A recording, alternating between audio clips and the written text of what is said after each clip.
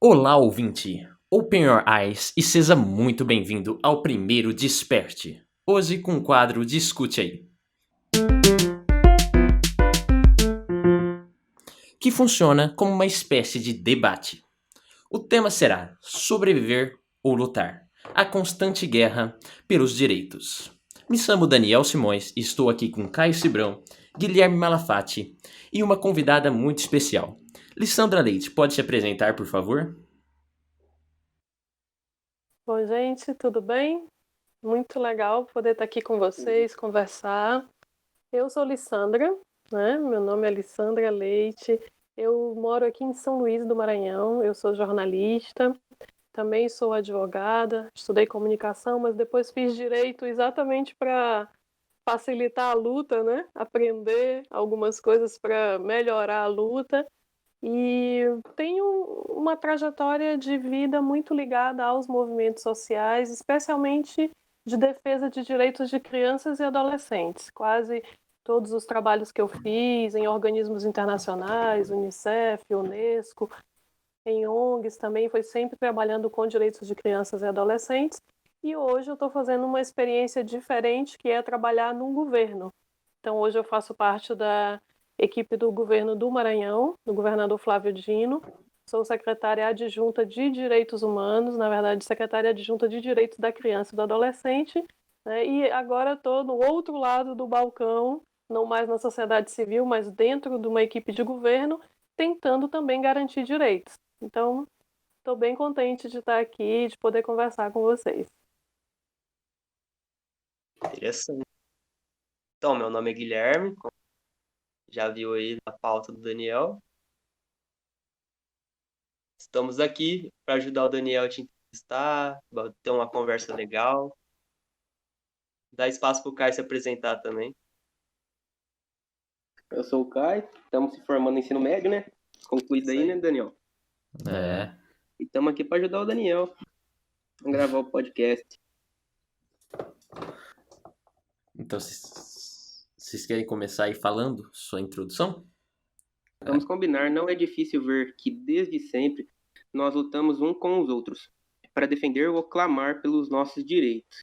Esse caminho doloroso já foi tema de muitas discussões e guiará a nossa hoje também. Essa permanência tem causa inerente, pois como a sociedade está sempre mudando, as necessidades mudam juntamente. Contudo, apesar dessa relação grupal, as motivações se originam muitas vezes do egoísmo de pessoas importantes que fortalecem a luta, mas nós não vamos nos focar nessa afirmação. Ou seja, hoje nós vamos nos focar nos direitos sociais e os conflitos que os envolvem. E como alguns filósofos dizem que existe uma força pendular entre liberdade e segurança que definem e limitam eles, então essa também seguirá a nossa pauta. Então vamos começar aqui nosso brainstorming, ou debate em outras palavras, com a questão: o que é liberdade para você? Quem quer começar a responder essa questão? Bom, eu acho essa uma questão fantástica, né? Antigamente, quando as pessoas me perguntavam qual era o direito mais importante, né, eu sempre dizia que era a liberdade. Eu continuo acreditando que seja, só que hoje eu tenho uma compreensão um pouco diferente. Antes, eu acreditava na liberdade plena, como se ela fosse o direito maior que fosse se sobrepor a qualquer outro direito. Hoje em dia, eu compreendo que liberdade é você poder exercer a sua cidadania, né, a sua identidade, as suas referências culturais, é você poder vivenciar e experimentar aquilo que você deseja ser, né, aquilo que você deseja fazer, mas sempre compatibilizando isso com as relações com as outras pessoas. Então, ser livre é também saber respeitar os outros, né? É também saber compreender os limites das outras pessoas. E aí tem muito debate que a gente pode fazer sobre liberdade que mistura um pouco isso, né? A liberdade de expressão, eu posso falar qualquer coisa, mesmo que essa coisa ofenda alguém, bom, aí eu já discordo. Então é um tema bem bacana, mas eu acho que liberdade é bem isso, né?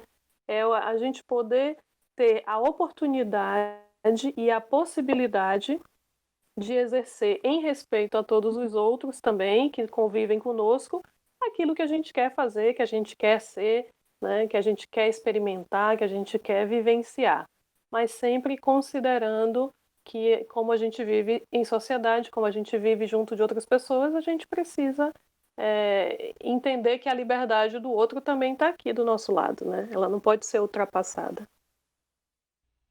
Sim, realmente. Ó, eu definiria liberdade como sendo a capacidade de eu poder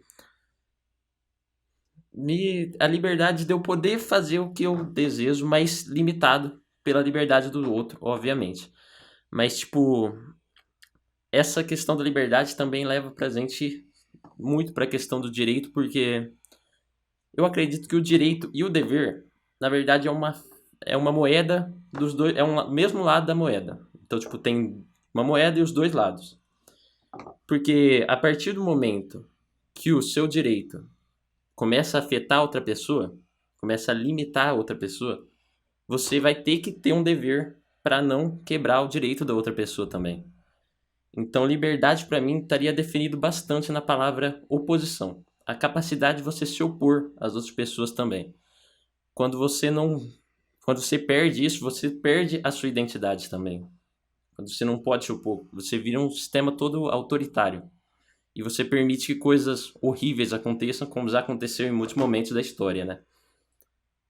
E aí, Caio, como você definiria a liberdade? Para mim, a liberdade é o direito de viver, né, Daniel? Como todo mundo tem, de ir e vir, fazer o que você bem entender, mas com algumas regras. Por exemplo, você não pode se expressar como completamente, tipo assim, desrespeitando outras pessoas, desacatando. Uma ordem, pelo menos, como se fosse um dever de regra, alguma coisa assim. Então a liberdade serve para muitas coisas, mas você fazer o que bem entender não pode completamente. Sim, realmente. Então, pegando o gancho da questão da oposição, eu criei uma pergunta que é: a paz é oposta à diferença? Peraí que eu vou desenvolver um pouco mais. Essa pergunta ela é basicamente assim, dizendo que se a gente quer ter paz, a gente consegue ter paz sendo todos diferentes ou não dá? É impossível. Precisa ser todo mundo igual pra gente ter paz. E a gente quer ter paz? E aí, Caio, você quer ter paz? Sim, tem vários conceitos, né, que pode definir isso. Uma pessoa, eu acho que todo mundo sendo diferente um do outro, é mais difícil de conseguir a paz no mundo todo, né? Tipo assim, tipo, como chama o Kim Jong-un, tipo assim, ele botou como se fosse uma paz lá no país dele, lá que ele não deixa nada afetar lá, como se fosse uma limitação. Então ele não conversa com praticamente quase nenhum dos outros países, só por necessário. E ele consegue, tipo assim, controlar, ele põe o que ele quer lá no próprio país dele. Não é tipo uma liberalista que a pessoa faz o que bem por escolha, como se fosse o gancho da outra pergunta. Você sabe que essa tem uma frase de uma música do Rapa que ela para mim explica bem essa paz, né? Que é um pouco falsa. Eu acho que o Kim Jong-un faz no seu país. Que é que a paz sem voz, ela não é paz, é medo. Então, na verdade, essas pessoas elas não estão vivenciando uma experiência de paz. Elas estão apenas caladas em função do medo, da represália, do que pode acontecer caso elas se manifestem, né? Então, não é uma experiência de paz verdadeira. Acho que paz, as pessoas pensam muito erroneamente nesse conceito. Parece uma coisa muito abstrata, né? Uma coisa até somente espiritual, que vai acontecer do nada, assim, de repente o mundo vai conhecer a paz e todos vão ficar vivendo como naquele céu de anjinhos que aparecem nos filmes, né, tocando harpa e tal. A paz, ela é algo construído no dia a dia, construído com cada ação, com cada palavra, com cada coisa que a gente faz. Tem a Unesco, né, que é a Organização das Nações Unidas para a Educação, para a Cultura, a carta que cria a Unesco, ela tem uma frase que eu acho fantástica. Ela diz assim: se as forças da guerra, né, elas são formadas na cabeça dos homens, na mente dos homens, porque é na mente dos homens que a gente começa os processos de conflito, é também na mente dos homens que a gente tem que construir a paz. Então, para mim, a paz ela é a construção de um estado mental mesmo, né, um estado mental que tenta prevenir o conflito, né, que tenta mediar o conflito quando ele acontece, porque sempre vai existir conflito, né, e que tenta evitar a violência. Então, é encontrar soluções para essas diferenças entre as pessoas que existem e sempre vão existir, mas de uma forma não violenta, não conflituosa, positiva para todo mundo. Dá um trabalho danado fazer as coisas acontecerem em paz, né? Não é aquele passinho de mágica, não.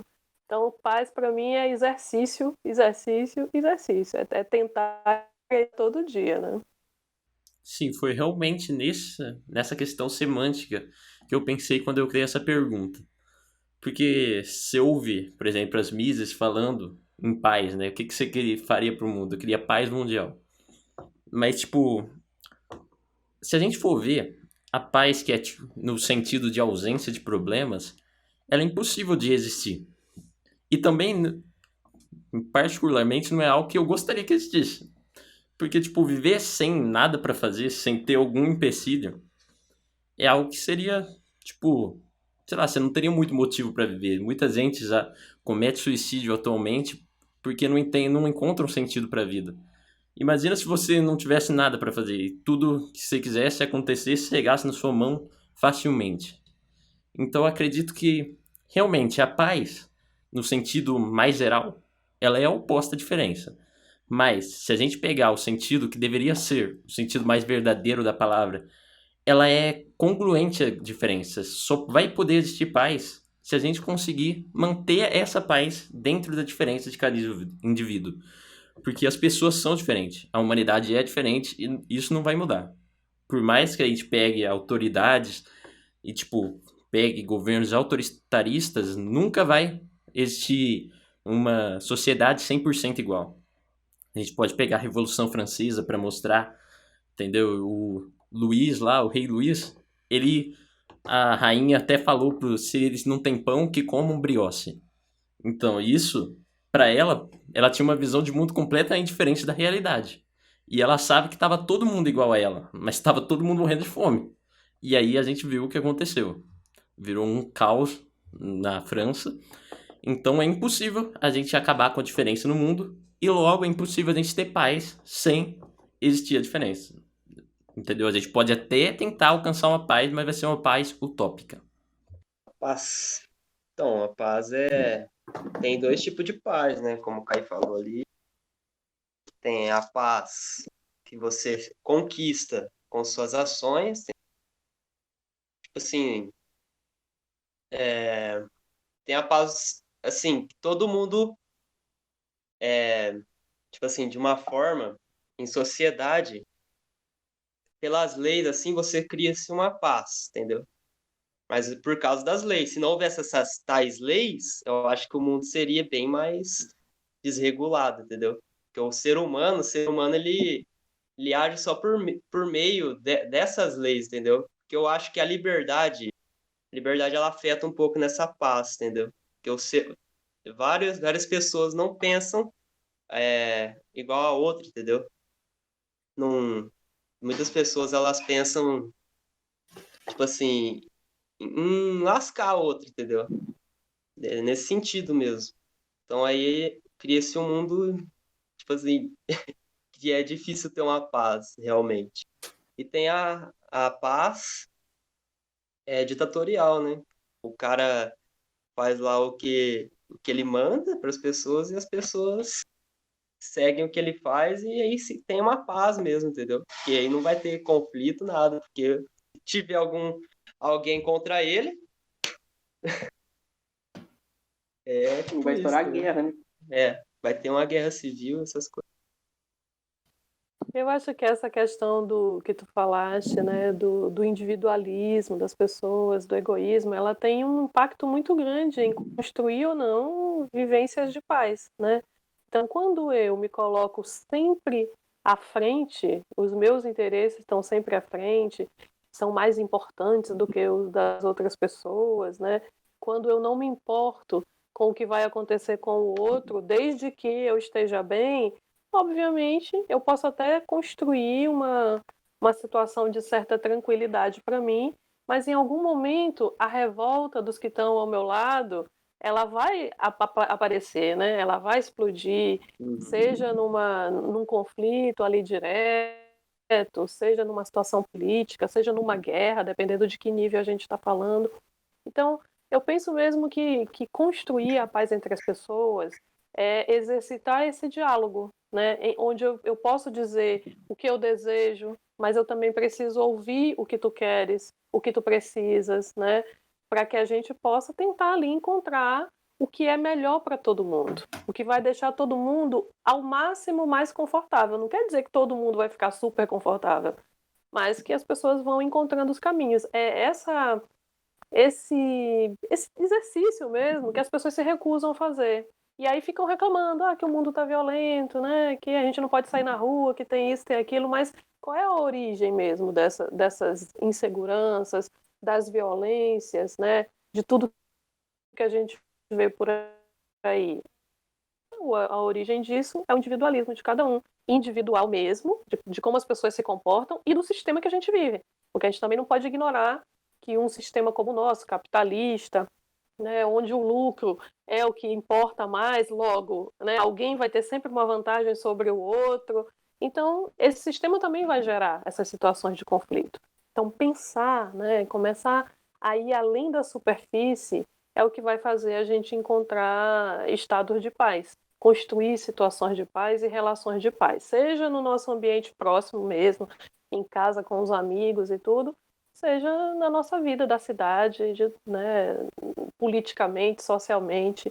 Para ter paz, todo mundo tem que ceder um pouco, né, dialogar também, chegar no meio termo. E esse é o grande desafio da nossa sociedade hoje, que infelizmente está muito focada no próprio umbigo, né? É Bem Focado aquela no dinheiro. frasezinha que a gente que fala assim, aqui no Nordeste a gente fala muito uma frase que é farinha pouca, meu pirão primeiro, entendeu? Se só tem um pouquinho, então eu vou ficar aqui. Quando na Nossa, verdade a gente tem que E é quando tem esse cachorro, repartir o caça com pirão, né? gato.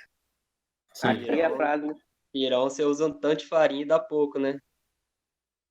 Não é? É, Não vai adiantar nada também, né? é Pra tipo se isso, satisfazer.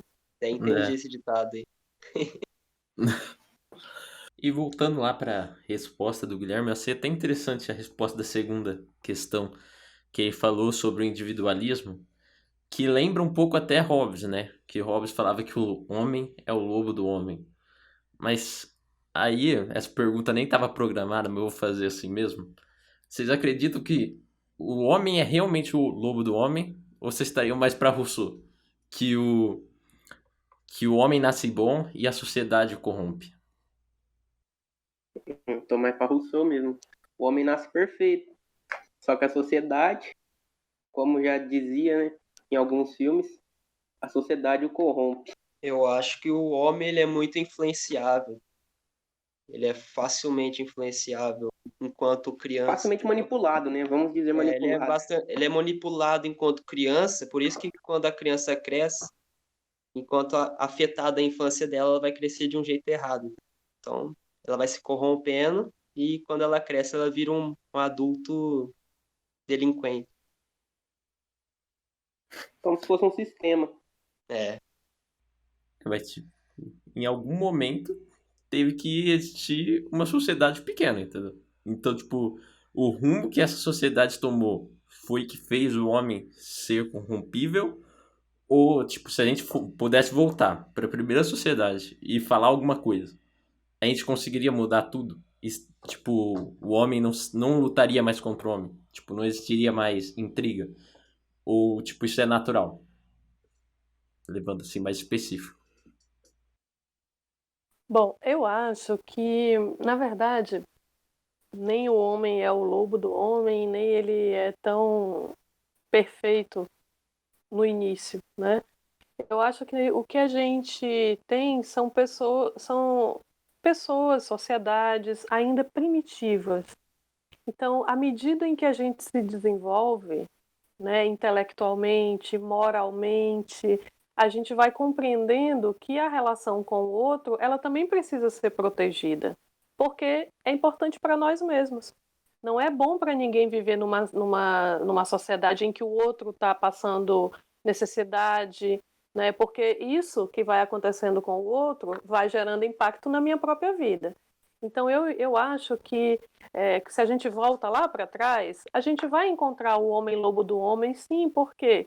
Porque o homem era ainda mais primitivo. O que prevalecia? A força, né? Aquele que conseguia, que tinha mais força para caçar, para juntar mais comida, para cercar Mais uma forte, terra mais ousado. maior. Exatamente. Então, a falta das regras, né, de convivência entre as pessoas, mas isso não necessariamente é porque um era, né, o homem ia ser o lobo do outro, mas é porque ele ainda estava caminhando na civilização, na sua condição de ser humano, né? Então hoje eu vejo que a gente consegue ser uma sociedade globalmente muito desigual, do ponto de vista do desenvolvimento mesmo, né? Do desenvolvimento civilizatório. Então você vai encontrar sociedades que você não precisa, por exemplo, estabelecer uma regra de restrição numa pandemia, porque as próprias pessoas compreendem que elas têm que se resguardar, não só para se proteger, mas para proteger o outro, o vizinho, o amigo, etc., né? Então você já nem precisa fazer um lockdown, porque aquele próprio grupo ele já entende que ele precisa, para manter a sociedade viva, ele precisa se resguardar, ele precisa se cuidar e cuidar do outro. E ao mesmo tempo, a gente vai ter sociedades muito mais primitivas do ponto de vista da cidadania, da civilização, da compreensão do ser humano, que vai um atropelar o outro e vai fazer mesmo o que quiser e dane-se, né? Quem quiser que passe mal, que morra sem UTI e tal, não estou nem aí ligando para isso. Acho que a nossa grande tarefa para o desenvolvimento da sociedade, para que ela passe a conviver, né, exercendo a sua liberdade e em paz, é exatamente o de promover o desenvolvimento, né, de promover o crescimento intelectual, promover essa dimensão do pensamento, que é o que vocês estão fazendo aqui, né, questionando coisas e pensando em coisas, o que é melhor, o que a gente tem que fazer, promover a educação, a cultura, porque é com cultura também que a gente cresce e aprende. Então, é um grande desafio, realmente, da gente crescer como grupo social, como pessoas, né, valorizando essas coisas, o saber, o conhecimento, né, essas regras morais coletivas que valem para todo mundo. Só assim a gente vai conseguir ser livre para ser o que quiser, mas viver em paz minimamente, né? Numa paz compactuada entre todos, Uma assim. paz fake, né? Como se pode dizer em palavras curtas. Eu tenho esperança de uma paz real. Eu continuo acreditando que as pessoas podem viver bem. Eu tô aqui falando bastante, mas eu vou contar uma história para vocês de há alguns anos. Eu levei um grupo de jornalistas, eu era de uma ONG, uma organização não governamental, que era a Agência Matraca, e a Matraca ela trabalhava com comunicação e direitos de crianças e adolescentes. E a gente estava discutindo muito com as pessoas naquela época o direito a viver no seu lugar, pensando, por exemplo, no semiárido. Então, todo mundo aqui já viu uma foto, já viu uma imagem, já viu uma matéria falando das pessoas vivendo na seca, no Nordeste, né? Não chove, não consegue plantar, não tem água para viver. Qual é o primeiro pensamento que a gente tem? Que as pessoas vão embora dali daquele lugar. Poxa, mas a pessoa não tem direito de viver no seu local, de viver na sua cidade, na sua cultura, né? Então ela tem que fugir, ela tem que fazer o êxodo, né, para as cidades grandes para ficar vivendo numa condição ruim na periferia das grandes cidades. E a gente defendia o contrário, que na verdade deveriam chegar políticas públicas lá naquele lugar mesmo que a pessoa vivia, né, para que lá ela pudesse sim viver sua vida, porque existem formas de conviver com a seca. Conviver, cisterna para guardar água, irrigação para plantar, enfim, tem uma série de formas. Só que muitas vezes os governos não se preocupam com isso. E a gente levou um grupo de jornalistas para conhecer algumas experiências muito positivas de vida no semiárido, né? E uma dessas experiências era um povoado, num município aqui do Maranhão chamado Vargem Grande. E esse povoado, ele é originado de um quilombo, né? Há muitos anos, ele foi um agrupamento de pessoas que haviam sido escravizadas e que fugiram, né? E que ficaram vivendo ali naquela região. Só que essas pessoas, elas não tinham organização, elas não eram um quilombo organizado. Elas foram vivendo e acabaram vivendo numa miséria muito grande, sem comida, né? Elas quebravam coco, babaçu para poder viver, enfim, era uma vida muito dura. E aí muito tempo depois, chegou uma pessoa na comunidade, um religioso, começou a chamar as pessoas para a religião, para se reunir, para a missa, etc. Mas ao mesmo tempo ele começou a perguntar para elas: por que vocês não produzem juntos? Por que vocês não organizam isso, aquilo? E eles foram se organizando. E hoje é uma comunidade linda de se ver, que produz junta, né, que planta, tem uma casa de farinha lá que eles fazem farinha, tem uma criação de animais, eles vendem tudo que eles produzem para a prefeitura, eles dividem esse dinheiro, eles fazem uma partilha. O trabalho é comunitário, então eles também partilham o que entra ali, é uma comunidade pequena, né? Eles se preocupam muito com como o outro vive, não naquele sentido ruim de, né, o que o outro está fazendo e tal, mas se o outro está vivendo bem. Eu me lembro que um jornalista perguntou assim: bom, vocês repartem tudo? Reparte. E se alguém quiser ficar com mais? E a pessoa falou: nossa, mas para que ele vai querer ficar com mais? Né? Tipo, por quê? Porque ele vai querer mais, sabendo que se ele ficar com mais, alguém vai ficar com menos. Olha, esse tipo de pensamento parece um pensamento absurdo nos nossos tempos, né? De uma comunidade que entende que a necessidade do outro existe e que, por isso, ela não precisa avançar numa parte maior para ele. Porque se ele avançar numa parte maior, o outro vai ficar com menos. E aí eu me lembro que o jornalista insistia e dizia assim: mas e se ele precisar de mais, ele não pode pegar? Aí ele falou assim: bom, aqui a gente vive todo mundo junto, se alguém precisa de mais, ele não precisa nem dizer, a gente sabe que ele está precisando de mais naquele momento. Ou porque ficou doente, ou porque, sei lá. Então vocês veem, eu acredito que é possível ainda a gente ter experiências como essa. Não, é claro que essa comunidade, ela é uma comunidade pequena, que tem toda uma história própria, né? Mas eu acho que mesmo nas grandes cidades, onde a gente vive, se a gente começar a olhar para o outro do mesmo jeito em que a gente se importa, né, com a nossa própria sobrevivência, em que a gente não gostaria de não ter isso, de não ter acesso àquilo, a gente vai se preocupar em compartilhar. Então, eu acho, viu, que é possível sim, né, em algum lugar do futuro, que tem que ser construído desde já, porque se a gente ficar esperando esse futuro, ele nunca vai vir, né? A gente vai poder ter uma Nós, pelo sociedade de menos, paz, vamos sim. ver. Né? Talvez, né? Quem sabe? Às vezes, as grandes tragédias, as grandes dificuldades são as mães da solidariedade, né? Mesmo que ela seja forçada. Às vezes você é forçado a agir de forma solidária para sobreviver. Então, acho que a gente está começando a passar aí por esse tipo de situação com essa pandemia, em que se não tiver o mínimo de solidariedade, não tem sobrevivência, né? É um aprendizado pra gente. Realmente. Tipo, essa questão de educação, eu acho que a educação é a base pra gente tentar chegar nessa situação de paz, né? Porque até ouvindo essa história, dá pra perceber que foi um desenvolver cultural diferente. E a Mais uma educação é a base tradição, da né? cultura. Mais uma Sim, tradição que é uma própria educação, pelo que ela fala. sim, sim. Mas tipo, seria difícil a gente mudar a tradição brasileira do mundo todo de uma Local, vez, né? né? Tradição de um certo determinado local. Tipo a dos índios. Sim, seria tipo a gente querer obrigar todo mundo a se desnaturar para reconstruir. Então seria muito difícil a gente mudar a cultura das pessoas hoje. Talvez É a a coisa mais educação fosse a difícil, né? base. Sim. E, tipo, Eu boto fé em vocês, assim. Por exemplo, quando a gente está discutindo machismo, violência contra a mulher, contra a criança, né?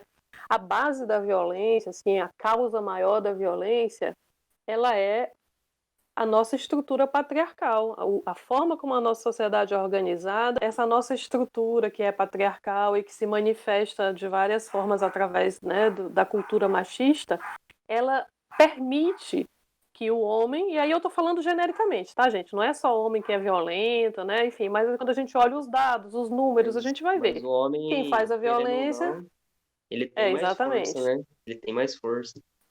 E ele está respaldado pela sociedade que permite para ele, de uma certa forma, que ele haja assim. Então, mudar a cultura ela é difícil. Você vai ver pessoas que estão aí a vida inteira pensando de um jeito, fazer ela pensar diferente. Mas, por exemplo, educar um menino, né, e uma menina de uma forma diferente, para que quando ela esteja numa posição de comando, de poder, ou adulto, cuidando da sua vida e da vida da sua família, ela possa agir diferente? É possível.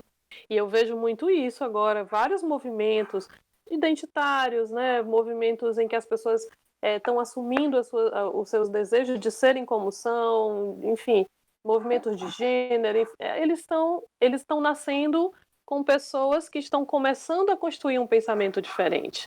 Então aí, a gente vai devagarzinho, plantando um pouquinho aqui, um pouquinho ali, e lá na frente a gente vai tendo outras realidades, né? É nisso que eu acredito.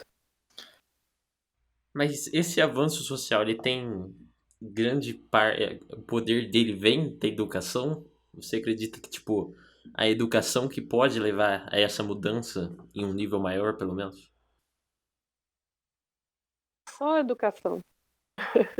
Acho que só a educação, mas uma educação libertadora de verdade. Uma educação que te ajude a pensar.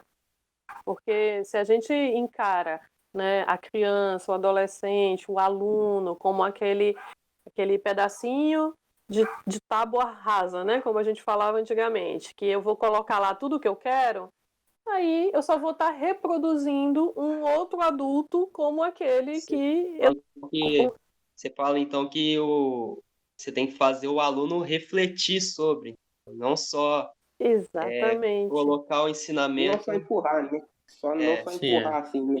eu É até também o acho isso. objetivo Você desse podcast, né? tem que fazer o aluno refletir mesmo, porque hoje em dia virou padrão, entendeu? O ensino. Eu acho que eles deviam mudar um pouco assim, fazer os alunos debaterem mais, pensar de maneira diferente, não só como a gente vê hoje direita e esquerda, entendeu? Você tem que criar uma nova identidade para o aluno, entendeu?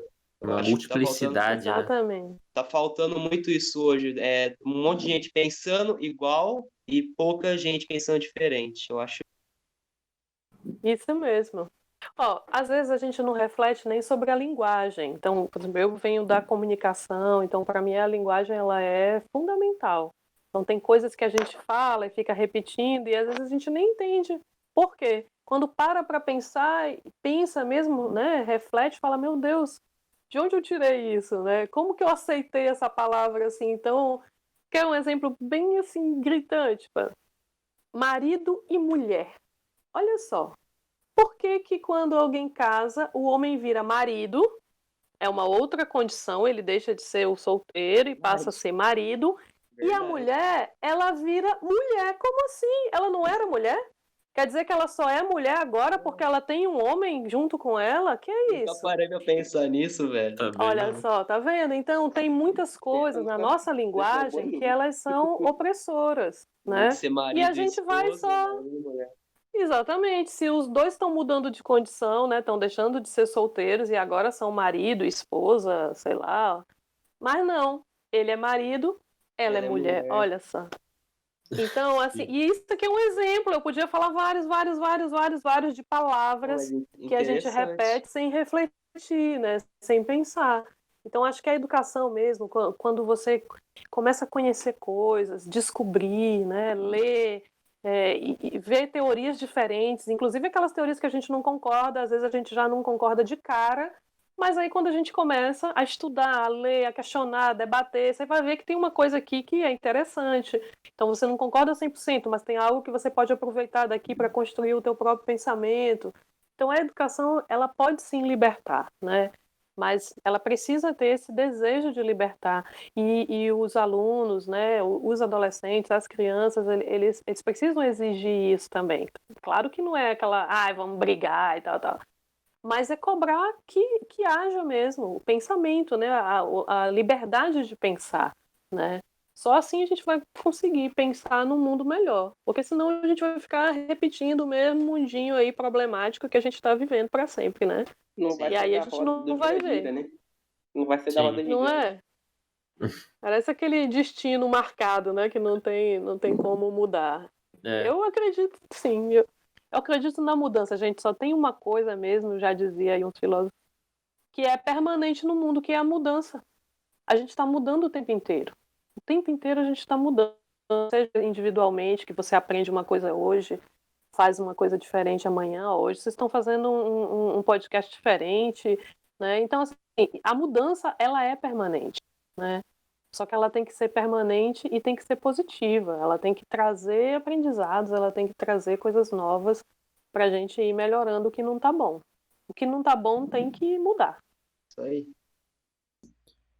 então aí, essa questão da educação libertadora é até uma das perguntas era defender os direitos das crianças seria defender a individualidade?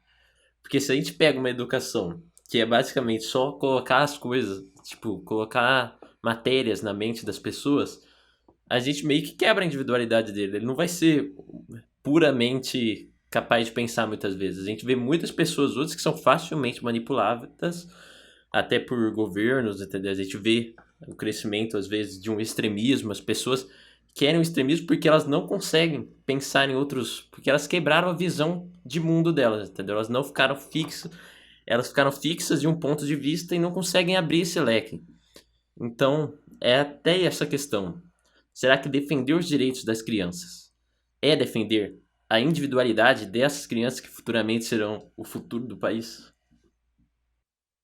Dani, se fosse esse negócio de matéria aí, ó, muitos alunos ultimamente nem vão na escola e conseguem passar de ano, né? Como passar de ano todo mundo passa, passar de série, como posso me dizer. Vai empurrando, né? Vai sendo empurrado pela barriga pelo próprio governo, para criar sempre pessoas com a mesma mentalidade, como, por exemplo, Alfabeto. exato, que não entende quase nada, não tenta abranger, só fica pensando naquele mundinho ali da escola, não faz mais nada, e tem muita dificuldade com isso. Sempre vai sendo empurrado, chega uma hora que o empurrão acaba.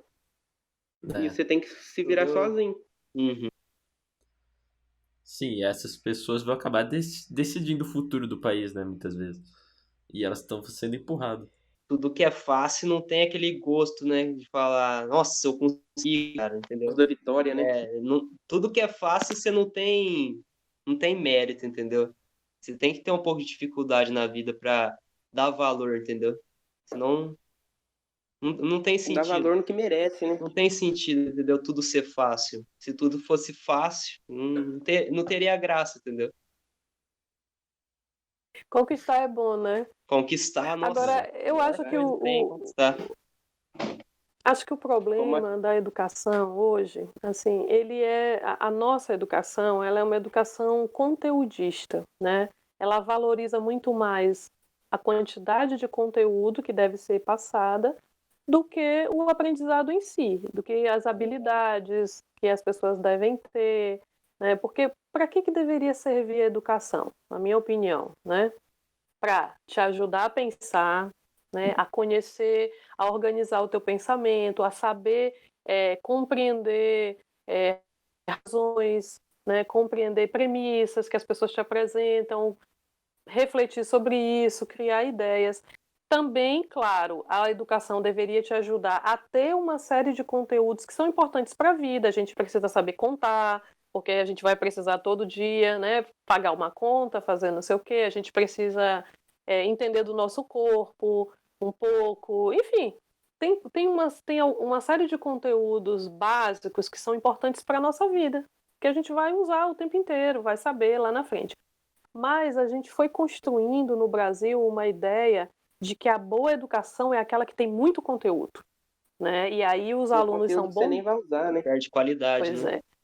Os alunos vão sendo bombardeados com tanta coisa, né? Muita gente já não se interessa por uma série de coisas e vai passando por aquilo mesmo, do jeito que dá.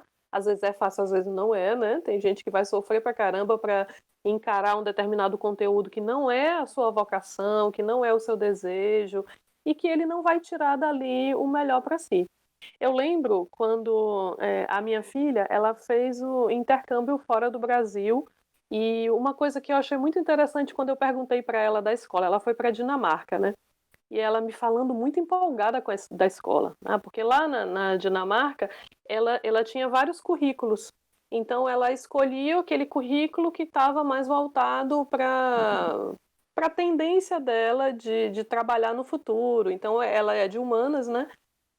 A gente aqui quase todo mundo é de humanas, ela foi para esse rumo. Então ela gostava muito dos conteúdos. E eu me lembro que um conteúdo que ela já tinha visto aqui em São Luís, na escola dela, em uma aula, 2 aulas, um conteúdo de química, de física, alguma coisa assim que era bem complexa, e ela viu em 1, 2 aulas, lá eles estavam mais ou menos 15 dias, 20 dias fazendo experiências, né, usando e tentando entender os princípios que estavam por trás daquele conteúdo. Então, para você ver que de verdade não traz nada de importante para o aluno, né? Esse excesso de conteúdo que é cobrado dele para fazer o Enem e que depois ele não vai mais precisar para mais nada. O É que, isso que que eu penso. é importante a gente fazer na educação?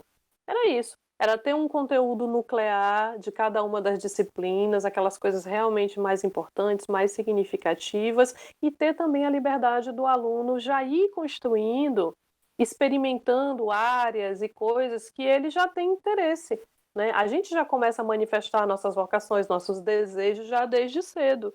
Então, se eu gosto mesmo aqui desse campo de tecnologia, de não sei o que, eu posso começar a trabalhar aqui e tal. E o Brasil começou a fazer esse questionamento, tanto que vocês né, fizeram Enem, eu estou fazendo Enem já mais recente. Vocês sabem que são aquelas grandes áreas de conhecimento, eles vão te cobrar habilidades, mas a aula em si, ela ainda não é assim, né? Ela ainda não considera isso. Então a gente está pelo meio do caminho aí, né? A gente está querendo um resultado, mas a gente não está fazendo a educação no caminho correto para isso.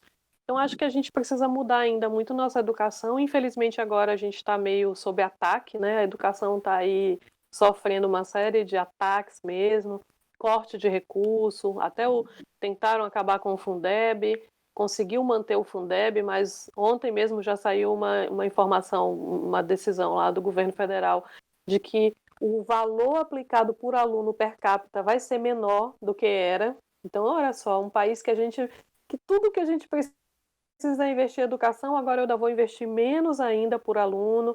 Então a gente está num momento ruim em relação a esse desenvolvimento da educação, mas a gente tem que continuar brigando por ela e insistindo, porque não existe outra forma de libertar a mente das pessoas dessas prisões, né, da manipulação, que não seja ajudando elas a pensar. E é isso a gente vai fazendo com a educação, com a leitura, com os debates, né, com as conversas, é assim.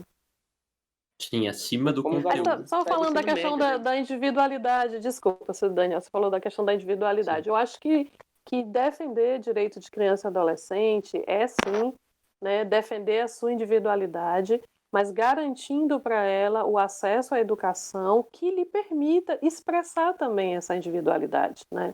Então é claro que se eu pego a criança e coloco ela dentro da forma, eu não estou de verdade garantindo o seu direito, eu estou ali jogando ela para dizer que ela está tendo educação, né? A gente tá brigando por um outro patamar mesmo de educação, uma educação verdadeira, né? Aquela que faz você refletir sobre a sua realidade. Como dizia Paulo Freire, que hoje também é tão aí achincalhado, né? É um cara que não serve para nada aí nesses pensamentos malucos de quem está no poder, mas era isso que ele dizia. Você só aprende de verdade quando você consegue usar aquilo que você está aprendendo para refletir sobre a sua própria vida. Por isso que vem aquela história de que quando eu falo que o o Ivo viu a uva lá para o menino do sertão, né, da seca e tal, isso não vai significar nada, porque o que será ver a uva, né? Uma coisa que ele nunca viu, que ele nunca.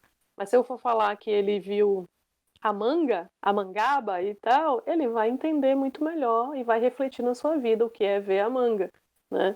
Então a gente precisa trazer a realidade, a educação para a vida real mesmo das pessoas, né? Para que ela sirva para a gente pensar, para a gente questionar, principalmente para questionar. Eu acho O mais que importante mesmo não é a resposta, mas são as perguntas que a gente vai fazer, né? Aqui em São Paulo é o termo, né? Jogar a pessoa na fogueira, né? Faz É, pensar de cara. eu, E eu muita acho gente aqui, muita pessoa que sai do colégio do ensino médio, aqui não sabe nem o que quer fazer ainda.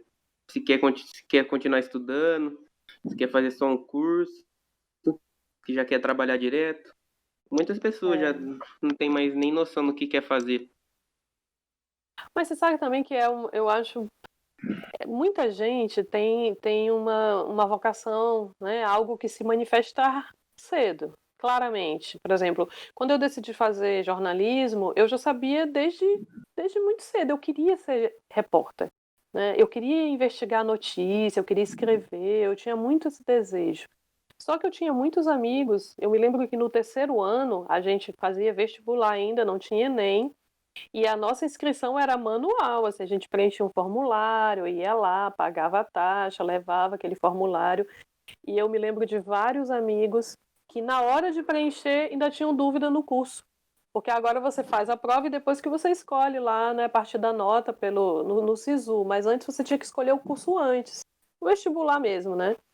E eu tive vários amigos que não sabiam, não tinham clareza. E isso não é uma coisa de todo ruim, porque as pessoas estão ainda, né, construindo ideias, né? Então é uma exigência também muito pesada para o adolescente, para o jovem ter que tomar essa grande decisão na vida ali, né? Eu acho É a que escolha da vida dele. não é, se não der certo, né? Você fica apavorado. De repente eu Sim. vou perder É tempo, como se né? Eu vou tivesse jogado entrar e tudo vou perder fora. um ano. Ainda Pois tem a é. questão da Eu acho mudança, que né, que você falou, que tudo pode mudar, né? Pois então, eu acho que quanto mais a gente puder dar oportunidade ao longo da vida escolar para que as pessoas possam experimentar áreas, coisas, né?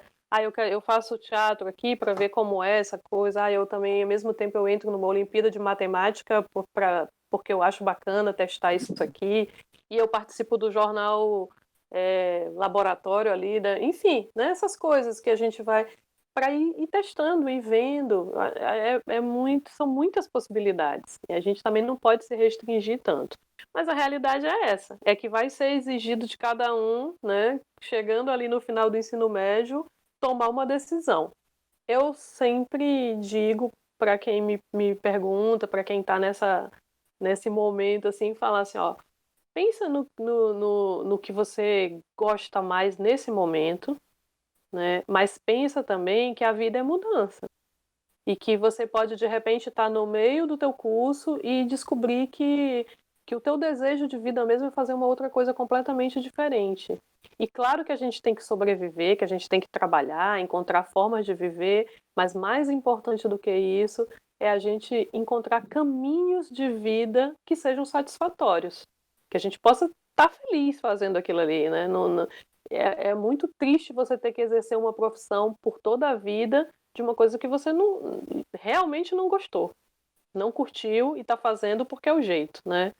Tem que fazer até que consiga mudar, até que consiga encontrar outro caminho, ok.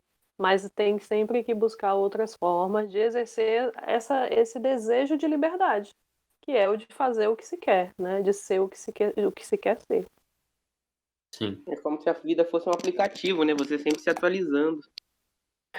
Exatamente. É verdade.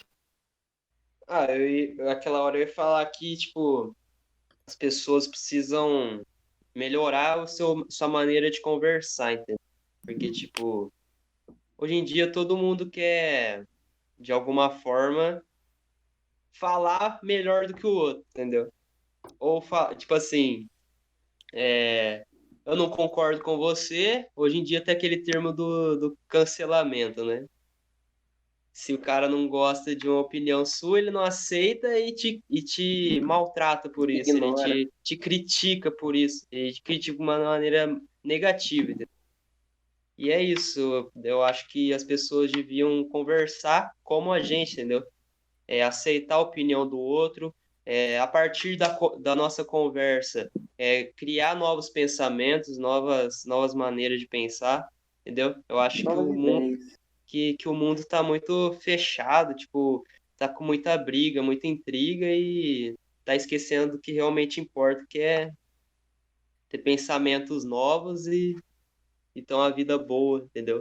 Como indivíduo e pessoas. Sim. É. E a luta social, assim, a luta por uma melhoria da vida da coletividade, ela é uma luta que te expõe também, né? Porque você sempre vai ter que estar tomando posições. Você vai ter que dizer o que pensa, você vai ter que se opor a determinados pensamentos que, na sua opinião, ele está trazendo retrocessos, está trazendo atrasos, não está deixando a sociedade avançar. Então, essa questão do cancelamento, né, dessa forma mais agressiva que as pessoas têm hoje de lidar. Eu não sei nem se é só hoje, mas hoje a gente tem um potencializador disso, que são as mídias sociais. Então, talvez antigamente você tinha manchar a reputação de alguém, né? Assim, aquela pessoa podia ser excluída de um determinado ambiente, mas hoje isso ganha uma repercussão ainda maior porque a gente está aqui. Por exemplo, eu estou falando agora aqui, não sei quem está ouvindo, quem vai ouvir, o que eles vão pensar. Então, de uma certa forma, a gente precisa ter coragem para colocar a nossa posição, sabendo que ela é criticável, né? Mas ao mesmo tempo a gente tem que ter também humildade para ouvir a crítica que vai vir do outro e que sempre vai vir, porque alguém não vai concordar, alguém vai achar que o caminho é diferente, etc. Mas firmeza também. Então, uma coisa é o outro fazer a crítica e eu entender a crítica, entender a origem do pensamento dele e até talvez, né, aproveitar algo que venha dali daquela crítica que seja bom e que ajude a melhorar o É meu pensamento. uma crítica construtiva, né? No caso. Exatamente. Agora, a ofensa pura e simples não contribui, não constrói nada, né? Então a gente Sim. tem que perseverar para não sucumbir a isso, porque é claro que dá aquela coisa, fala assim, mas eu não vou falar mais nada, não vou falar mais nada, porque, né, toda hora vem alguém aqui e diz isso, diz aquilo. Não, a gente tem que falar assim, a gente tem que ouvir e absorver o que der para absorver e o que não for, se proteger também. Ninguém é obrigado a ficar, né, recebendo uma ofensa o tempo inteiro e aceitando aquilo. Não, não vale a pena, é um conflito permanente, não leva a nada. Mas você também tem que aprender a se proteger um pouco, a não precisar estar ali convivendo o tempo inteiro com aquelas pessoas e ir exercitando mesmo o seu próprio não cancelamento dos outros, né? Porque a nossa tendência também é agir do mesmo jeito. E Sim. querendo limar todo mundo que pensa diferente, que não está aqui com a gente, né? Quem não está comigo é contra mim e tal. É um desafio. As redes sociais, elas trouxeram a potencialização da liberdade de expressão. Isso é muito legal. Antigamente, a gente discutia o direito à democratização da comunicação, né? Porque ela era manipulada pelos grandes meios. E quem eram os donos dos grandes meios? As grandes elites econômicas e políticas.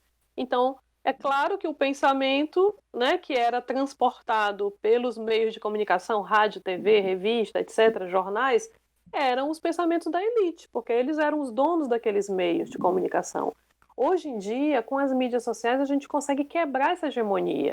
Então, vários pensamentos, a pluralidade, tudo isso ele vem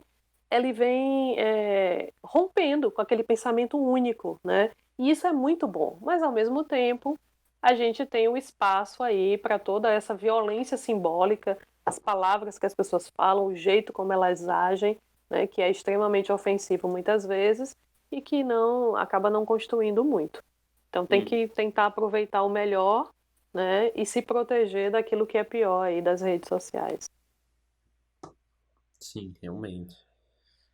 E, tipo, as pessoas cada vez mais têm uma noção de que o outro tem que ser perfeito, né? O outro não pode mudar de ideia.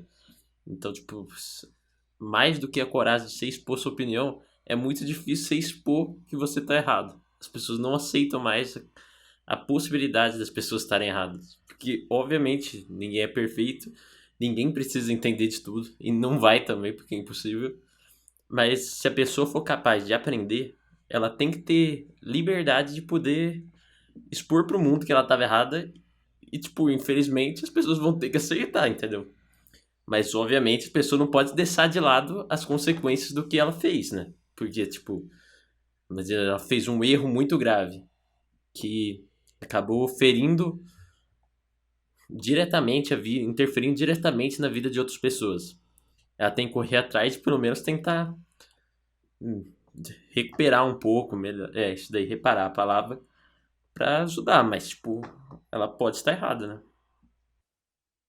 Então, sabe o que eu acho, por exemplo, eu que acredito realmente na educação e na transformação, eu sempre acho que mesmo quem cometeu a maior falta pode mudar.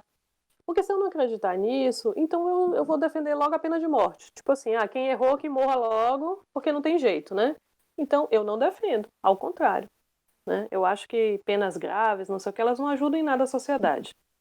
Elas não ajudam a melhorar, não ajudam a mudar. Então, se eu acredito que a educação, que as experiências, elas podem transformar as pessoas, se alguém comete algo que, na minha opinião, é execrável, é ruim, né, sei lá, aquela pessoa, sei lá, cometeu um ato de homofóbico, racismo, machismo, qualquer coisa assim, eu acho que ela precisa ser exposta para que ela não continue repetindo aquilo. Muitas vezes, né, a gente só para um comportamento errado quando a gente sente o impacto que os outros têm em relação a ele. Eu acho que a pessoa precisa ser responsabilizada pelos danos que causou, por aquilo que fez, por aquilo que falou e etc. Mas ela também precisa ser apoiada para mudar. Porque se a gente não acreditar que ela vai mudar, que ela pode mudar, então vamos cavar logo um poço onde a gente joga todo mundo que a gente não gosta, que faz besteira e tapa esse poço e deixa lá. Qual é o sentido de acreditar no mundo melhor, na transformação, na melhoria, se eu não acredito que alguém que errou, que pensou, que falou errado, etc., não pode mudar? Eu acredito de fato. Eu acho que as pessoas elas precisam ter um choque de realidade, elas precisam ser confrontadas, né, para entender que aquilo que elas estão fazendo está causando dano para alguém, está ofendendo alguém, não é bom, etc. Elas têm que ser responsabilizadas, mas elas também têm que ser ajudadas, educadas, né? E aí sim, é claro que se aí ela não quiser mudar, se etc, etc, aí a gente não pode fazer mais nada, né? Assim, a gente fica na nossa, mas eu acho que a gente precisa sempre acreditar que o melhor pode vir de alguém, mesmo daquela pior pessoa, sabe? Acho que pode vir algo de bom ali se ela seguir um outro caminho, né? Se ela for orientada de uma outra forma. Às vezes é uma questão de ignorância mesmo, de ter sido culturalmente, né, educada a vida inteira para pensar assim, e de repente ela vai e descobre que as coisas não são bem assim, né? São de outro jeito. A vida é aprendizado o tempo inteiro. Vivendo e aprendendo, né? Sim. A frase já Espero. diz. Então agora vamos ir para pergunta que está no tema da questão. Sobreviver ou lutar? O preço dos seus direitos. Tá um pouco diferente, né? Mas a questão de sobreviver é basicamente no sentido mais darwinista da palavra. Ou a gente se adapta ou a gente luta. Você acha que a gente deve se adaptar para a sociedade ou a gente deve tentar lutar para mudar a sociedade? Ou tipo, a gente deve escolher em que momento adaptar e em que momento lutar? Ou que situação? Depende do que você vai lutar, né? Depende do motivo do que você vai lutar. Senão, dependendo do motivo, é melhor se adaptar do que lutar. Na minha opinião, é isso. Por exemplo, se você estiver sendo com seus direitos restringidos, aí você pode sair para lutar, mas caso não estiver afetando quase nada você se adapta e continua até chegar num ponto onde não dá mais para só se adaptar. Mas e um direito que não é seu? Se um direito de outra pessoa está sendo ferido, você acha que você deve lutar por essa pessoa ou não? Tipo, um outro grupo social, diferente do seu. Pode-se dizer, né? Pode-se dizer que talvez, dependendo. Se fosse, tipo assim, mais pra frente, iria afetar nosso grupo, por exemplo, aqui. A gente tá afetando um outro grupo. Depois, mais pra frente, fosse afetar aqui, aí já lutaria pra ajudar aquele grupo pra depois não ser afetado mais pra frente. Se acha que tem até uma frase assim do de um jornalista alemão durante a época do nazismo, que ele disse que sim, que quando foram atrás dos socialistas ele não fez nada, dos judeus ele não fez nada. E quando foi atrás dele não tinha mais ninguém para fazer alguma coisa. Muito bom. Sabe que esse é um poema do Brecht, né? Que ele está exatamente questionando o individualismo das pessoas. Tipo assim, não é comigo, tudo bem, deixa rolar, né? Só que qualquer agressão ao direito humano, de um humano, é uma agressão ao direito de todos nós. Se a gente se entende como humanidade, né? Quando a gente começa a se compreender mesmo como parte de uma irmandade coletiva aqui nesse mundo, tudo que agride o outro agride a gente também. Então, quando uma mulher é violentada no nosso país, e isso acontece, né, a cada 5 minutos e tal, eu também me sinto violentada por ser mulher, por ser humano. Mas quando uma criança é sequestrada lá no Sudão, por milícias armadas, enfim, eu também sinto isso, porque aquela criança, ela faz parte dessa comunidade mundial que somos nós, seres humanos. Então, me incomoda muito quando as pessoas dizem assim: esse cara, sei lá, fez não sei o quê, matou, estuprou, tal, tal, e alguém tá defendendo e fala assim: eu queria eu queria que fosse com a tua filha, com a tua mulher. Será que a gente só pode se incomodar se for com a gente? Será que só vai doer se for com a minha filha, se for com a minha mãe, se for com o meu irmão? Não, gente. Né? Se a gente se coloca mesmo nessa posição de ser humano, qualquer agressão, qualquer violência, qualquer desrespeito ao direito do outro também é desrespeito a mim mesma.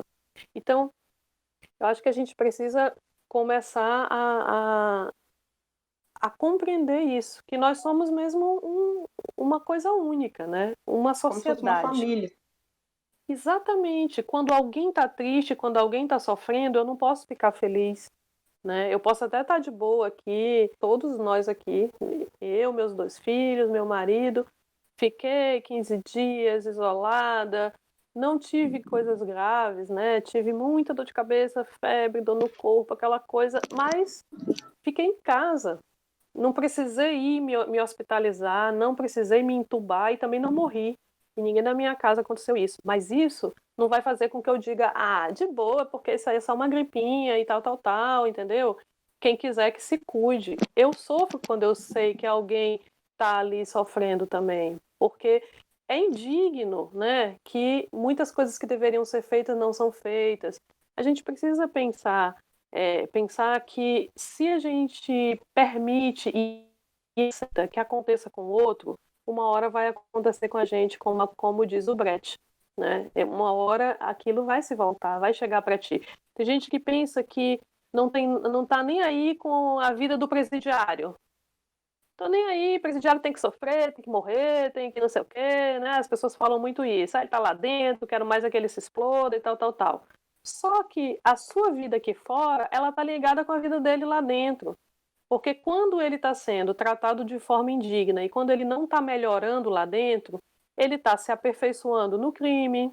Quando ele sair, né, ele vai aumentar a insegurança para mim que estou aqui fora. Mesmo lá de dentro, ele comanda ações, às vezes por celular, não sei o que interferem na minha vida. Então, as nossas vidas, gente, elas estão totalmente interligadas. Assim, não tem mais fronteira, não tem nada que faça com que o que ocorre com um não impacte na vida do outro, né? Então, acho que a gente precisa sempre pensar mesmo no bem-estar coletivo para pensar no seu bem-estar. Porque enquanto tiver alguém passando fome, sendo violentado, sem seus direitos garantidos, a gente também está vulnerável, né? A gente também tem que sentir isso como uma coisa indigna para todo mundo. Esse é um sentimento de ser igual mesmo a todas as outras pessoas, de não ser superior nem melhor porque você tem uma condição melhor, estudou um pouco mais, teve um pouco mais de sorte, né? Nasceu naquele lugarzinho ali um pouquinho menos Nasceu no problemático, berço teve de uma ouro, vida né? um pouquinho melhor. Se comparado, né? Comparar às vezes a nossa vida com a de outras pessoas, é como se a gente estivesse no berço de ouro, mesmo a gente não sendo rico, milionário, etc.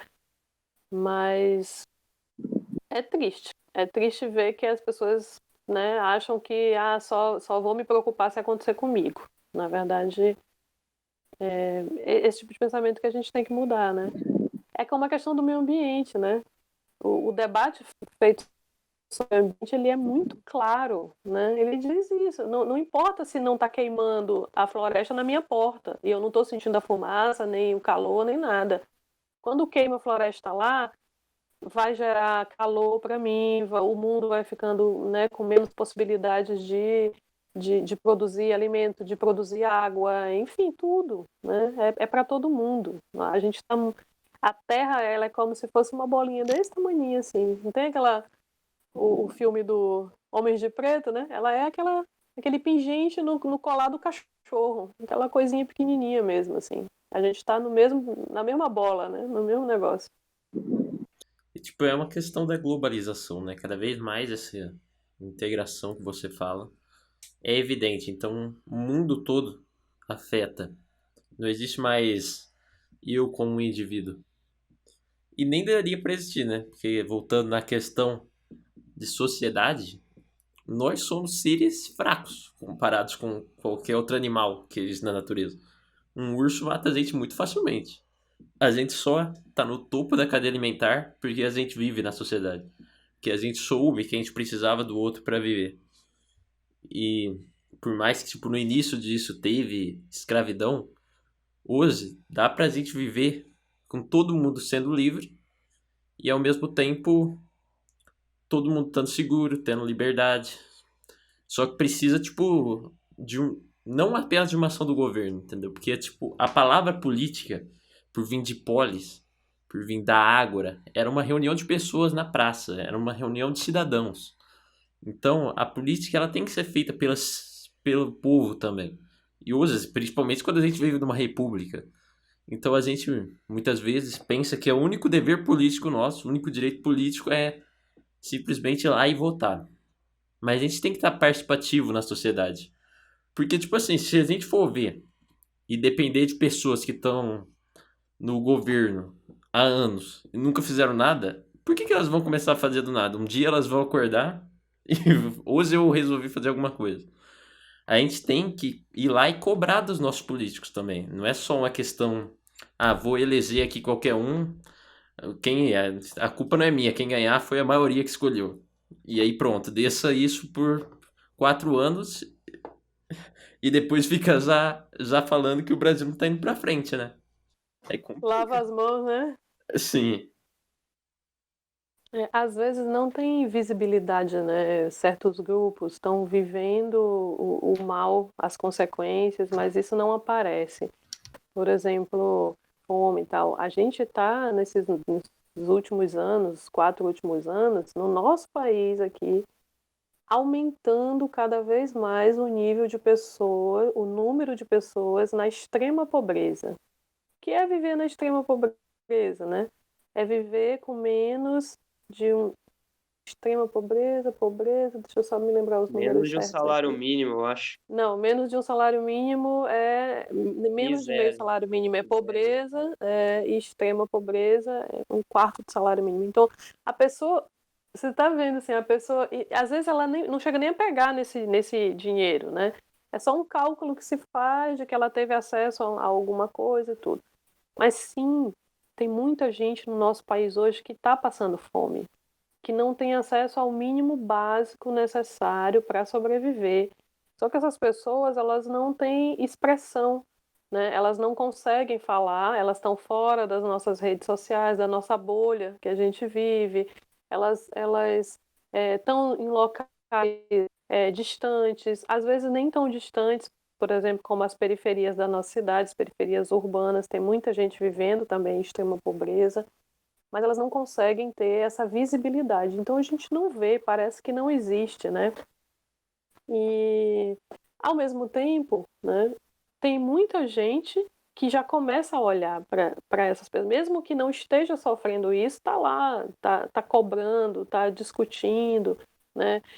Um debate importante que aconteceu esse ano foi a questão do auxílio emergencial.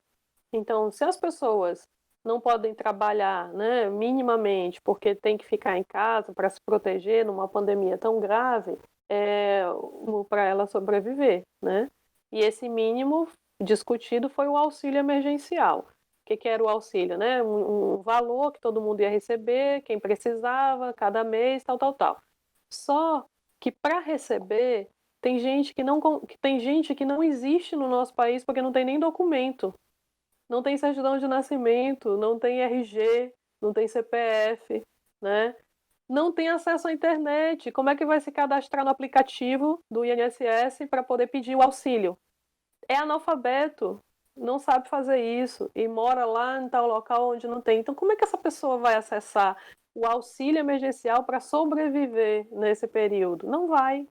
Então, muita gente, essa pandemia, ela mostrou para gente, assim, ela deixou bem claro que tem um grande contingente da nossa população que está completamente abandonada, né, que não tem acesso a nada, que está ali sem os seus direitos garantidos e sendo excluído cada vez mais. E a gente precisa, as pessoas têm que ter o protagonismo das suas lutas, né? Todo mundo tem que lutar pelo que acha melhor, mas às vezes tem gente que está tão sem recursos, instrumentos para lutar, que precisa que os outros estejam ali juntos, lutando por elas também, até que elas se fortaleçam. Então, quem tem fome precisa comer. Então, não é quem tem fome não vai também necessariamente fazer uma manifestação na porta da Assembleia Legislativa e tal, tal, tal, até porque a pessoa nem consegue, né, fazer isso, chegar até lá, se manifestar, organizar o pensamento. Mas outras pessoas precisam fazer isso por ela, exatamente aqueles que estão na vida tranquila, como você estava falando, né? Parece que tá. Então eu pude estudar com todas as dificuldades que a minha família teve. Eu tenho trabalhos legais que me dão experiências bacanas de vida. Eu tenho a oportunidade de refletir sobre essas coisas. Então eu me sinto de fato na obrigação, né, de tentar fazer alguma coisa para mudar a vida dessas pessoas que agora na pandemia, por exemplo, não conseguiram nem se inscrever no auxílio emergencial, né?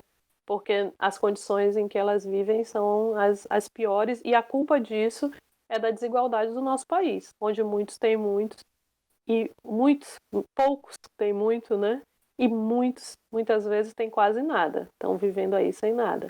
Então a gente tem que pensar muito nesses nossos privilégios mesmo de vida, de experiência, de possibilidades e de como a gente precisa devolver para a sociedade coletivamente aquilo que a gente recebe positivamente para nós, né? De vida boa, de vida tranquila, de oportunidades, de tranquilidade, né? Eu acho que aí é a história do sobreviver e do lutar. Tem gente que não vai conseguir lutar por si só no começo, né? E a gente precisa lutar por elas até que elas também tenham forças, estrutura, recursos humanos mesmo, para lutar também, né? Então, às vezes a pessoa só tem que sobreviver, mas quem tem mais pode fazer mais, né? Quem tem mais oportunidade, quem pensa, quem reflete, né? Pode fazer bastante mais. Sim. Tipo, discutir pelo menos as coisas, né? Como vocês estão fazendo aqui agora e depois fazer outras coisas. Então, vamos lá caminhar um pouco para o fim do nosso podcast e vamos para a última questão para guiar aqui a nossa última discussão e depois para a gente ir para o nosso quadro Imaginação. Essa última questão, ela volta na globalização, que é: a moral de cada cultura ainda vai ter poder de juízo em um mundo cada vez mais globalizado. Ou seja, as pessoas ainda vai existir essa ideia da cultura de cada pessoa influenciando o mundo, ou o mundo vai começar a ter uma visão que vai dominar tudo, entendeu? Vai ter uma visão global, cada vez maior. Eu acredito que a gente está caminhando para uma visão global, mas que a gente não deve deixar isso acontecer. Eu acho que a gente tem que deixar a individualidade continuar existindo, principalmente a questão de nação, entendeu? Que a gente vê que cada vez mais o patriotismo tá ficando mais fraco. As pessoas estão perdendo essa ideia de nacionalismo. Não sei dizer se é um negócio ruim ou bom, mas na parte cultural é ruim você perder uma cultura toda que foi construída durante anos histórica, porque querendo ou não, e principalmente no sistema capitalista, o que vai restar disso? Se a gente deixar o mundo ser tomado por uma cultura global, o que vai restar, obviamente, vai ser a cultura de países ricos, como já acontece. A gente vê, por exemplo, o estudo de história. A gente estuda história, a história do Ocidente. Se a gente for ver, eu até acho isso errado e eu mesmo sofro com isso. Eu não conheço quase nada da história da África, por exemplo, da história da Índia. Eu não sei como é que foi o desenvolvimento. Eu sei de Gandhi, mas e o resto? Tem toda uma questão que a gente vai deixando uma cultura meio europeia, uma cultura norte-americana e dominando o mundo. E aí eu acho que isso é um problema. Sim. Praticamente na escola nós só aprendemos o Império Pérsico, né? Romano, grego. Fica tudo ali na Europa, aí depois nós vem pra América. Como se só essas tivessem sido grandes civilizações, né? Na Sim. verdade, várias outras também tiveram conquistas. O máximo que aprende ali da África é Cleópatra. É. Mas você sabe que essa é uma estratégia de dominação, né? Toda vez que alguém está tentando dominar o outro, ele não vai usar somente a força. A força, ela é uma parte da dominação, mas avançar sobre a cultura, a religião e a língua do outro é uma forma de dominar. E se a gente for pensar em todas as vezes em que grandes colonizadores saíram aí querendo fazer impérios, né, os ingleses, os portugueses, os espanhóis, eles agiram exatamente assim. Né? Então e agora a gente pode falar dos Estados Unidos, a gente pode falar um pouco da China também, enfim, quem quer conquistar vai se impor pela força, né? Dependendo da situação, exércitos e tal, vai se impor pelo poder econômico que tem naquele momento, então vai fazer embargo econômico, vai, né, dominar na parte da economia, mas vai tentar minar naquele povo aquilo que ele tem de seu, da sua própria identidade. Acabar com a sua religião, com a sua linguagem. Ó, se a gente for ver a nossa América Latina, né? A gente pensa assim, na América todo mundo fala espanhol. Olha só, né? Parece que é a nossa língua nativa. Como assim, né? O espanhol foi trazido pelos espanhóis conquistadores, né? Assim como o português foi trazido pelo português conquistador. A língua nativa dos povos era outra e ela foi proibida de ser falada. Por quê? Porque aí as pessoas né, elas não conseguiam se articular. Se ela não pode falar a língua dela, se ela não pode se reunir para fazer o seu culto próprio. Então, essas estratégias de dominação, elas passam pela cultura muito fortemente. Com o passar do tempo, as dominações foram mudando. Então, por exemplo, já a década depois da Segunda Guerra Mundial, desde Hitler, que entendeu que dominar também não era só usar a força, mas era usar também a propaganda nazista. Então ele vinha e trazia toda aquela carga de pensamento, de superioridade, de não sei o quê, e fazia as pessoas acreditarem nisso e se aliarem a ele no pensamento dele. Então não era só força, mas era também formar uma massa de pensamento que acreditava naquilo, né? Na superioridade do homem branco, do homem ariano, a raça pura, etc. E depois das grandes guerras, a gente foi tendo aí a força da indústria cultural, que aí os países industrializados, avançados, capitalistas, né, que tinham mais dinheiro, começaram a dominar a cultura mundial. Aí, por exemplo, a grande força dos Estados Unidos, que usou o cinema, que usou a música, né, que usou todas essas estratégias para espalhar a sua cultura, assim como lá no passado os romanos fizeram, né, os gregos fizeram e assim vai. Então, a globalização, até muito recentemente, ela parecia que ia nos levar para esse caminho mesmo, de uma homogeneidade cultural, a partir da dominação de alguém. Quem tem mais poder ia lá dominava, né? Mas a gente está vivendo um fenômeno tão diferente hoje que eu já acho que isso não vai dar certo, graças a Deus, né? A gente não vai chegar nessa cultura homogênea, enfim. Hoje, né? E aí eu acho que aí a internet tem um papel fundamental, né? O fato das pessoas poderem começar a se expressar seus espaços. A gente está vendo um encontro de culturas diversas, né? De pluralidades, né? Que está mostrando que estar junto é exatamente ser plural. Então a gente consegue ver, né, dentro de uma mesma expressão cultural, se você vai falar de música, você vai encontrar 1000 tendências diferentes e diálogos que antes não poderiam nem acontecer porque não tinha como. Por exemplo, um grupo de rap indígena conversando com, né, um grupo, sei lá, de música africana e tal. E esses encontros hoje eles conseguem acontecer exatamente por essa globalização mediada pelas mídias sociais, pela internet, etc. Então, acho que é um caminho sem volta, sabe, Daniel? Assim, acho que a nossa tendência hoje é o de descobrir o diferente muito mais do que o de homogeneizar as coisas, né? As pessoas estão num ponto que elas não vão aceitar ser aniquiladas do ponto de vista cultural. Elas vão cada vez mais querer demonstrar e reforçar, trazer novas ideias, novas culturas, né? É claro que aquelas mais tradicionais, elas acabam sofrendo mais. Então, por exemplo, aqui no Maranhão a gente tem o Bumba Meu Boi. O Bumba Meu Boi é uma coisa linda, maravilhosa. Eu sou completamente apaixonada pelo nosso folclore, né? Só que a gente tem dentro do Bumba Meu Boi um espectro grande de diferenças. A gente tem o boi de orquestra, que é mais comercial, né? Tem metal, ele é muito mais sonoro, melodioso com as músicas que a gente conhece. A gente tem o boi de matraca, que tem uma sonoridade lá mais indígena, mais roots. O boi de zabumba, que tem aquele tamborzão. E a gente tem uns bois, por exemplo, Costa de Mão, que tem 2, 3 grupos que já estão desaparecendo. Esses são os que mais sofrem nesse processo, porque eles não conseguem furar essas barreiras, né? Eles estão ali naquele mundo muito tradicional, muito próprio, e aí eles têm muita dificuldade. E daí que é importante a ação dos governos, das ONGs, de proteger isso. Mas, de uma forma geral, eu acho que a diversidade hoje ela se mostra muito mais e ela tem muito mais futuro do que a gente passar por esses processos de homogeneização da cultura, assim, né? Eu observo isso nos movimentos que a gente vê por aí e também tenho esperança, né, de que cada vez menos nós sejamos afetados por essas culturas de dominação, né?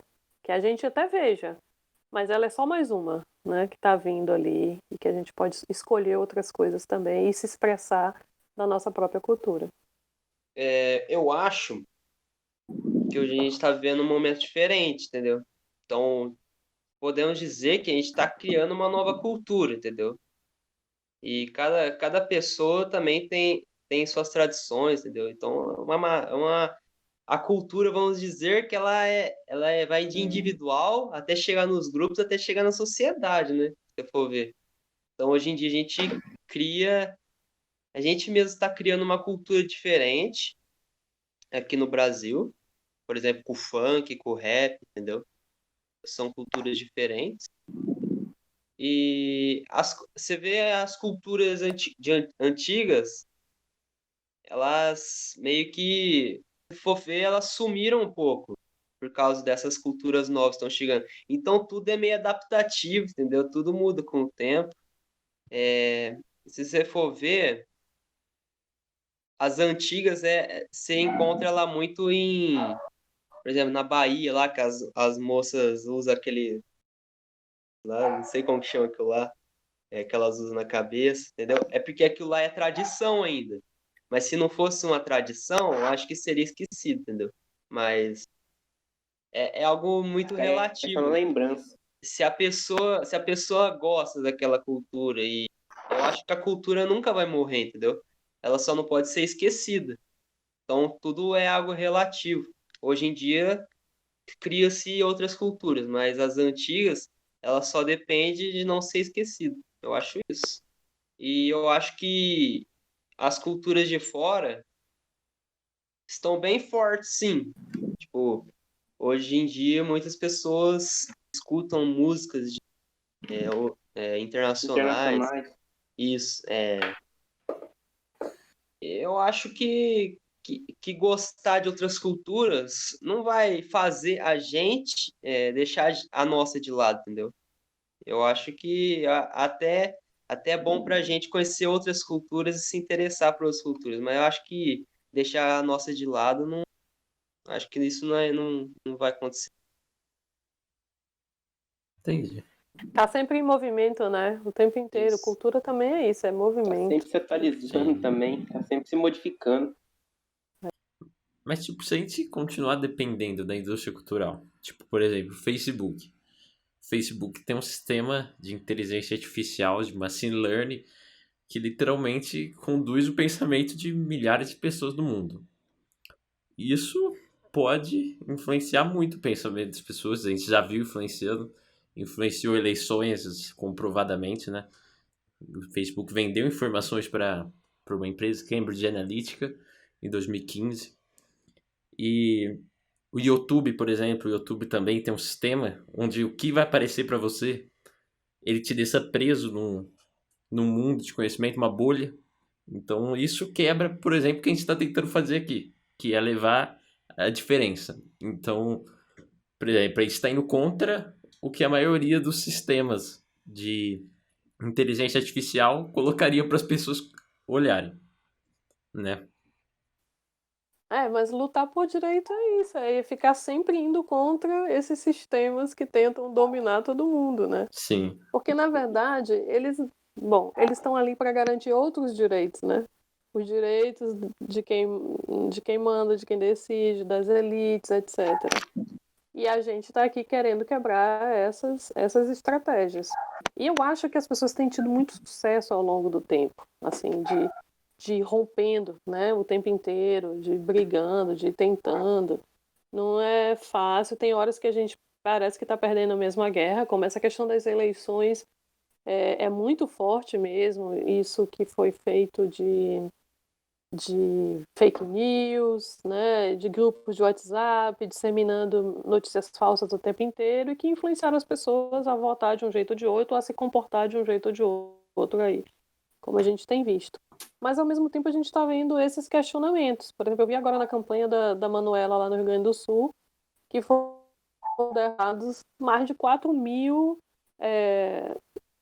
sites, notícias, enfim, de coisas fakes. Então, assim, a gente, ao mesmo tempo, né, tá lutando contra essas armadilhas, essas coisas, descobrindo novos caminhos também. Né? Vai ser sempre assim. Vai ser sempre uma luta de quem tem mais poder, querendo manter sua dominação, e de quem quer que as riquezas do mundo, que os direitos, eles sejam compartilhados e vai estar buscando outras formas de resistir a tudo isso. Encontrar essas formas, sempre vai ser assim. Hoje eu vi uma frase do André Demer, que ele faz umas tirinhas bem. Tô me esquecendo o nome do personagem que ele faz as tiras. E porque tinha muita gente decepcionada com o resultado das eleições aqui, ali, em vários lugares, né? E, tá decepcionado com o resultado em São Paulo, no Rio Grande do Sul, não sei aonde, aqui.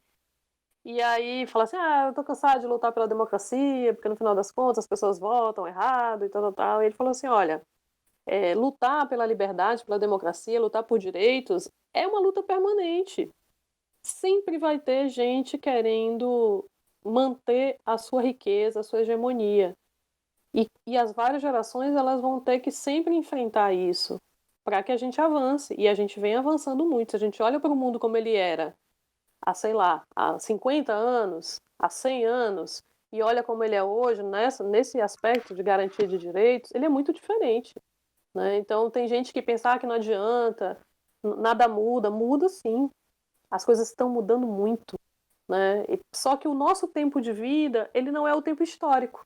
Então parece que pra gente, parece que não está mudando tanto, mas quando a gente olha para o tempo histórico, a gente vê que muita coisa já mudou e que a gente não pode parar, tem que continuar, encontrando aí os caminhos diferentes, né? Que não são fáceis.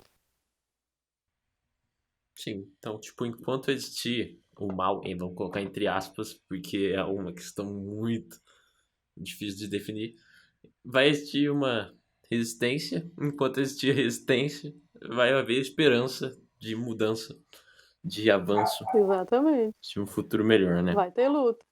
Sim. Então agora vamos indo para aqui o nosso terceiro ato, que é a imaginação. Esse é o objetivo. A palavra se escreve imagina a ação, que é basicamente você colocar uma situação e escolher uma pessoa daqui que a gente está aqui falando para responder a situação. O que ela faria nessa situação? Você quer começar fazendo uma pergunta, Caio? Para quem você quer fazer sua pergunta, sua questão? Fazer pro Nelson, Daniel, né?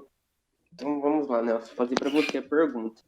Para você, o quanto a desigualdade social influencia na luta pelos direitos sociais? Eu acho que a desigualdade social hoje é um motor da luta pelos direitos sociais. Enquanto ela continuar existindo, ou quanto mais ela existir, mais vai haver lutas e mais vai haver resistência, necessidade até de direitos sociais para garantir às pessoas que não conseguem ter acesso justamente por causa de desigualdade, que elas consigam ter o que as pessoas dizem terem a igualdade de oportunidade, ter uma equidade. Porque é difícil ter uma meritocracia, uma sociedade onde nós, por exemplo, estamos podendo falar uns com os outros através da internet. Enquanto isso, tem milhares ou até milhões de pessoas no mundo que nem sabem o que é internet, entendeu? Então, enquanto houver desigualdade, vai haver luta pelos direitos sociais. Agora eu vou fazer a pergunta aqui pro Guilherme. Vamos ver o que você responde, Guilherme. O seu objetivo é melhorar o desenvolvimento do país. A partir das crianças, qual seria a sua primeira ação? Acho que a primeira coisa que eu faria é mostrar para a criança a sociedade que ela vive e deixaria ela pensar sobre. Um louco filosófico isso. E eles têm cada ideias incríveis, né? Sim. E aí, Guilherme, para quem que você vai fazer sua pergunta? Pro Caio ou para A nossa convidada, o que poderia ser feito para fazer com que as pessoas sejam mais conscientes e saibam debater e demonstrar uma opinião sem conflito? Hum. Eu acho que tinha que começar mesmo lá pela pergunta do Daniel, com as crianças. Sim. É claro que a gente não pode abandonar, né, quem já está grande.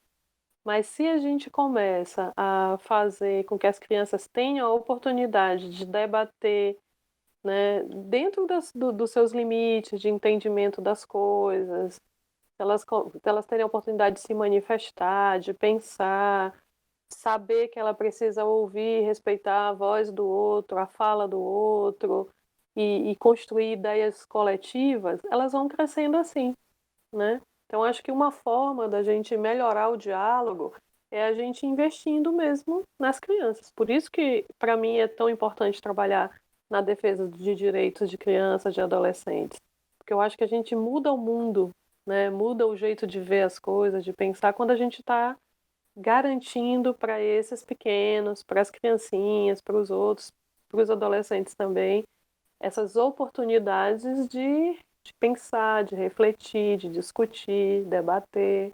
Acho que é uma forma também. E claro que a gente não pode desistir dos outros, né? Dos adultos, a gente tem que continuar insistindo, fazendo conversas, fazendo um podcast assim, né? Sim. Chamando as pessoas para colocar sua opinião, fazendo essas coisas todas assim, seguindo. Bom, então eu vou fazer pergunta agora, né? Você tem que fazer a pergunta pro Caio. Pro Caio. Legal, Caio, olha só, uma coisa que eu sempre penso muito é como que a gente pode usar esse mundo que vocês estão vivendo hoje de tecnologias, né? A gente está usando aqui hoje uma plataforma que eu não conhecia, que eu só tinha ouvido falar, o Discord. Mas tem uma série de games legais que vocês devem jogar e outras coisas que vocês usam com as tecnologias, com as redes sociais. É uma forma de viver a internet diferente dos adultos, né? Tem um jeito muito próprio. Parece que todo mundo já nasceu assim com a internet na mente, no cérebro, assim. Como que a gente consegue usar esses recursos para fazer as pessoas pensarem no bem coletivo? Pensarem nas coisas que são para todo mundo e não só individualmente? O que a gente pode fazer? Às vezes eu fico pensando, se a gente fizesse um game que fosse com esse objetivo, ao invés de, sei lá, matar mais pessoas numa rua escura e tal, fosse, sei lá, educar mais gente, tirar mais gente da miséria, melhorar o indicador social. Assim, será que isso funcionaria ou ia ser chato? É isso que eu tô querendo saber. A gente consegue usar esses recursos? Poderia funcionar. Poderia fosse legal. funcionar se todas as pessoas abrissem a mente. Se todas as pessoas abrissem a mente. Abrissem a mente para conversa, para aceitar a opinião dos outros através da comunicação, pelo jogo, influenciando poucas pessoas, até muitas. E, tipo assim, mais crianças e adolescentes entrariam, e com isso cada um teria uma ideia nova. Pegaria um pouco da ideia das outras pessoas que estavam conversando com você, talvez poderia até gravar um podcast, como nós estamos fazendo, um vídeo, para se desenvolver seu conhecimento, até chegar na fase adulta. E com certeza o jogo influenciaria muitas vezes também na parte de escolha, ajudaria a pessoa a pensar melhor nas escolhas dela. Então teria que começar meio que com mudanças curtas, né? Tipo, sim. você vai evoluindo o game, vai trazendo a mídia vai trazendo atualizações, né? Vai atualizando. Sim. Talvez dessa forma a gente alcance algo que seja... Novos desafios, né? Atrativos. Alguns novos atrativos. Versão. Legal. Acho que é uma coisa bacana da gente pensar, né? Como usar essas outras linguagens. Porque às vezes a gente fala assim, vamos fazer uma palestra não sei aonde.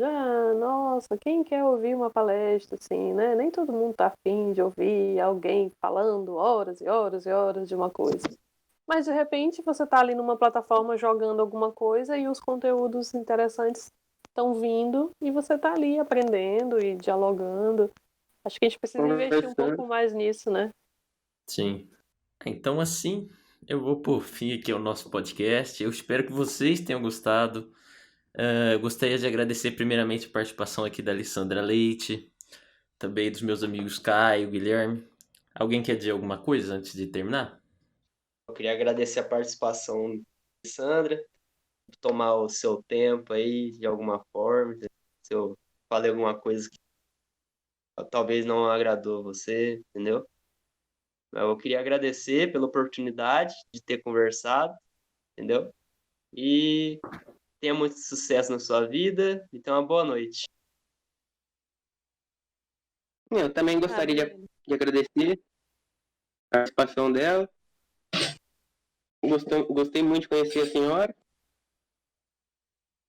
E uma boa noite também.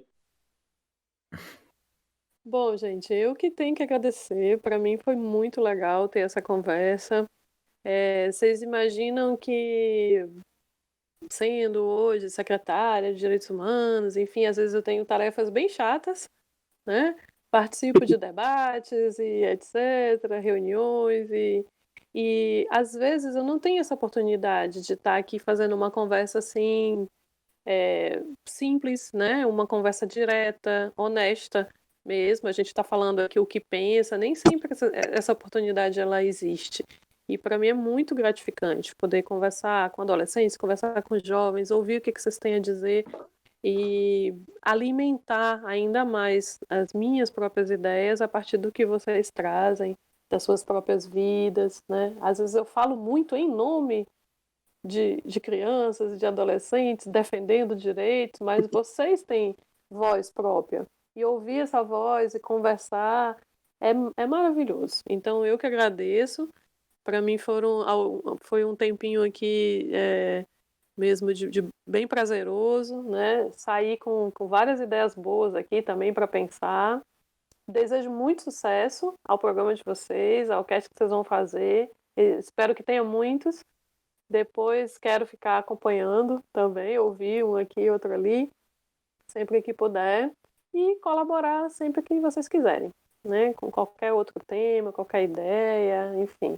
Estou à disposição e desejo muita sorte aí para vocês. Daniel, né? Parabéns aí pela iniciativa e obrigada pelo convite.